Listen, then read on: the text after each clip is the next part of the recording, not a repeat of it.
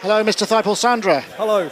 Cymru Beats. I've finally got to say that right after Gaz has instructed me on how to pronounce Cymru. So you've got a beautiful collection of synthesizers here. You're playing tonight, right? Yep, I am playing tonight, yep. A lot of banana plug action. Well, yeah, I've got Synton Phoenix here from around, I think this was made in about 1999. I think there's only 60 or perhaps even 75 of these in the world. Yeah, Sonar Traffic have got one, haven't they? I know that because we filmed something in Utrecht with a similar. Well, I used to have 3 of them. When I was in Coil, we did have 3 of them, but I sold one, so I've got 2 of these left. What's so special about them? I mean, they look lots of real estate, which is nice. Yeah, the best thing about them is there's a lot of stuff in a very small space. You've got 3 oscillators, and the oscillators aren't all the same. You've got 3 filters, 3 envelope generators, 2 ring modulators, lots of things like slew limiters and. Which is unusual because it's a single unit, isn't it? It's all one thing, but it's all complete. Nothing is pre-patched in it. You have to patch everything, and it's just a really neat device. But it's got a sound of its own. The filters are very organic sounding. They're very squelchy. It's just what duties will it be performing tonight in your set? Well, it does a number of things because I use it in combination with this.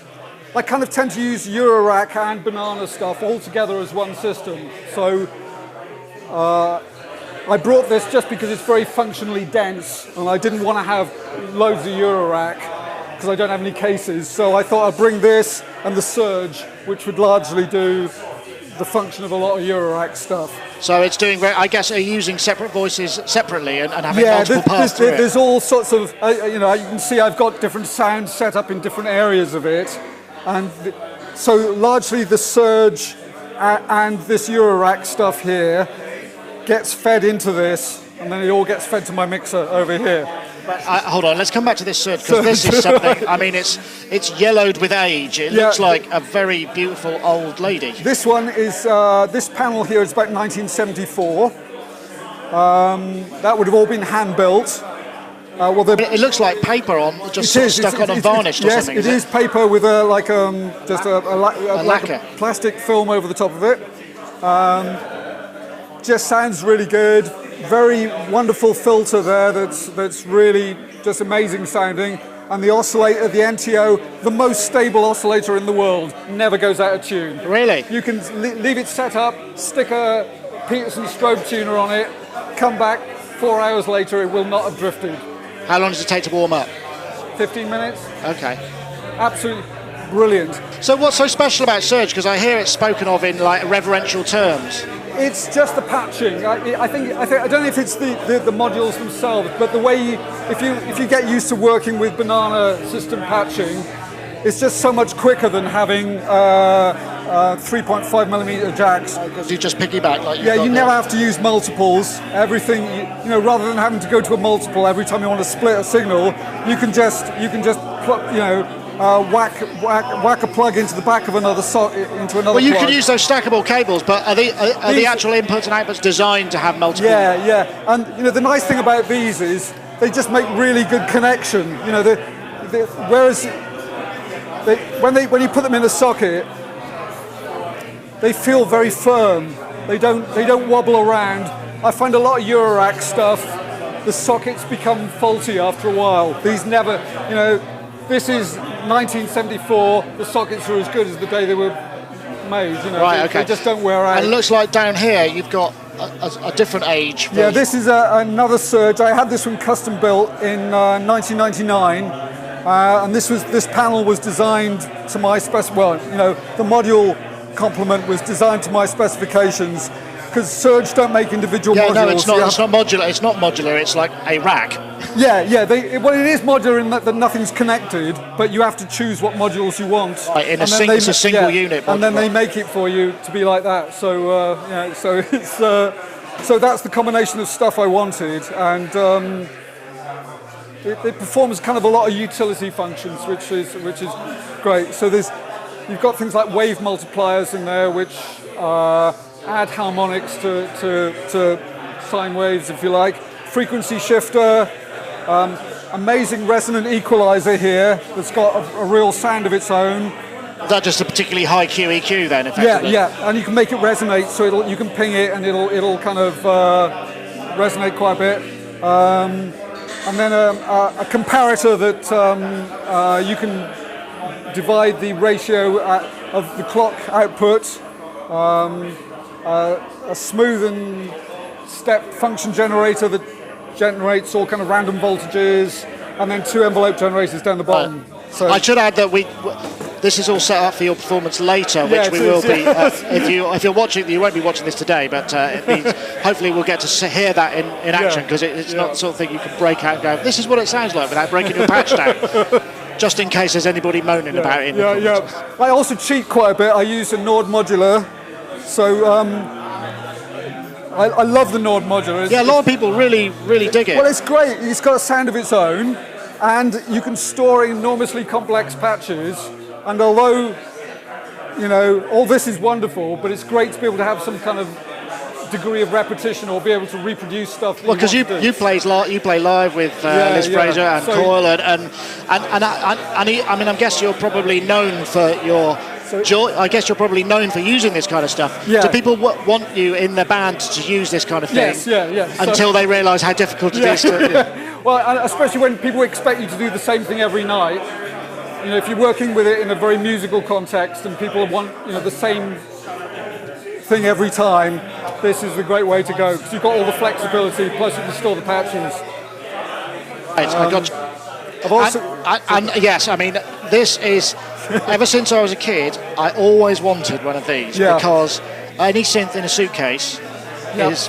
And it's got speakers, which is every synth should have speakers, because you can make it make a noise, and it's straight away it's going to do something. Not that it's doing anything at the moment, but because somebody else has been playing with it. But it is doing something.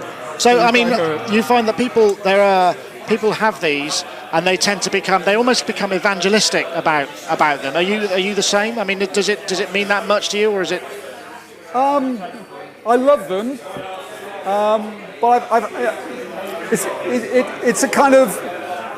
It's a very much a little world of its own, so it doesn't really talk to anything else, and it doesn't stay in tune that well, and it's quite hard to play it from a keyboard, because these 2 knobs control the oscillator scaling, so it's very easy in the process of going for another knob to put the whole thing out of tune, but it does sound great, and it's got a sound of its own, and I love it, and you never quite know what it's going to do. And is it performing the more sort of esoteric science fiction type sounds? Yeah, absolutely. Yeah.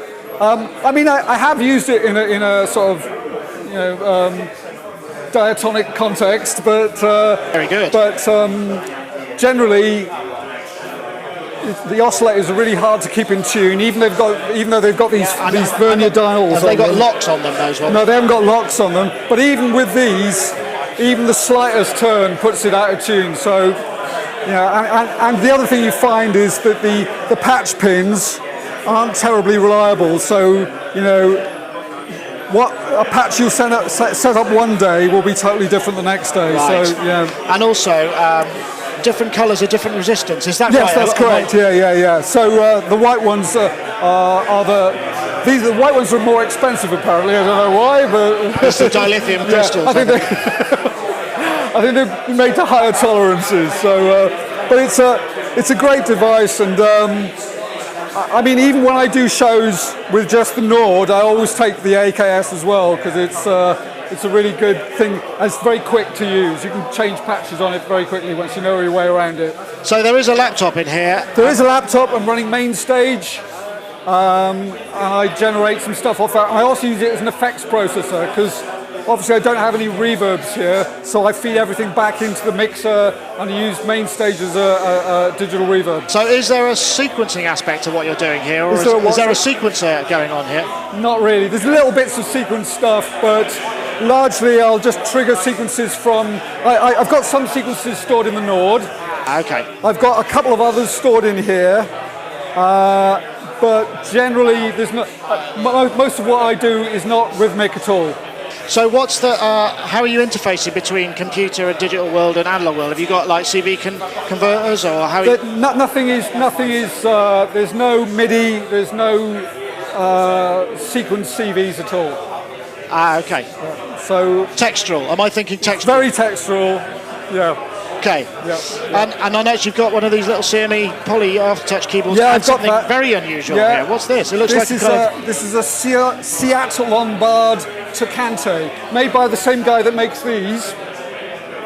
An American guy called Peter Blasser, who runs the company Seat Lombard. He makes. So this is like a little touch synth.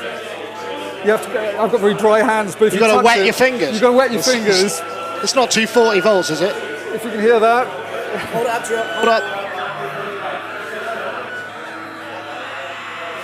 Yeah, it sounds like a dying capacitor. It's a dying. Well, that's the noise it makes, but so it makes variations on dying capacitor sounds, and that's what I use it for. Excellent. But it's quite. There's a lot of harmonics in there, right? Yeah. So I run it through clouds to generate big kind of washes of high frequency nonsense. And you were saying earlier it's solar powered. It's solar powered. You have to leave it by the window to charge it up. And it's also got a little speaker under here, but it makes so much noise that I have to block it off with gaffer tape. Right. But it's got an output, and I feed that straight into here. So. Okay. Excellent. So I'm looking forward to the set tonight. I mean, where can people find out more about your music and about you? And where? If you go to 5pulse100.co.uk, you can look at my website and buy all my records. And of course, twice. Yeah, twice. Yeah, thank you. Thank you so much. Pleasure.